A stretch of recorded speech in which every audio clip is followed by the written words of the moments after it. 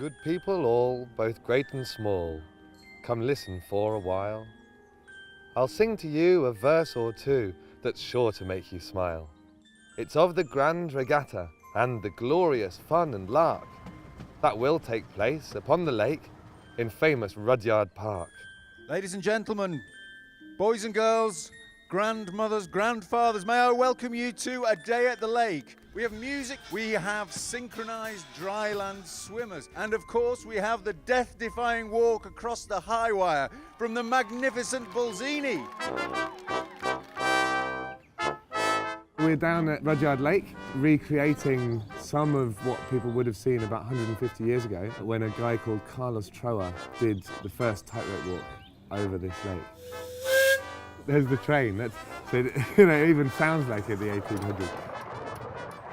Rudyard was a place for people to escape to use their imagination and to suddenly get away from the smoke and the smog of the cities of Manchester and the mills. And suddenly you're out in this lovely, fresh moorland air. There used to be carousels and fairground equipment. And the other thing, of course, is the High Wire Act, where in 1878 Carlos Trower went across from that picnic area up there to this one here, right over our heads here, 100 feet in the sky. I'm the great-grandson of the African Blondin, Carlos Trower, the Prince of the Air. A couple of years ago, Chris Ball, he got in touch with me and he said, have you got any idea where I can replicate your great-grandfather's tightrope walking? I said, well, there's one place, and that's Rudyard.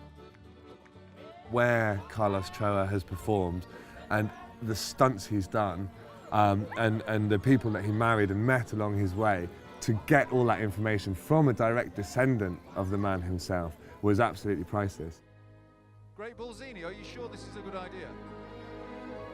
I think that's a yes. Can we have a huge cheer for the Great Bullzini, please?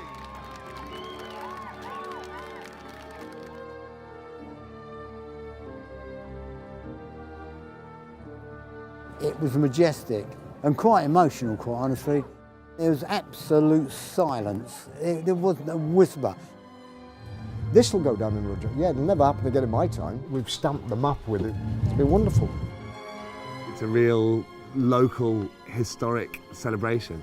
All of that effort is justified when you come down and you see that it's a once-in-a-lifetime experience for most people.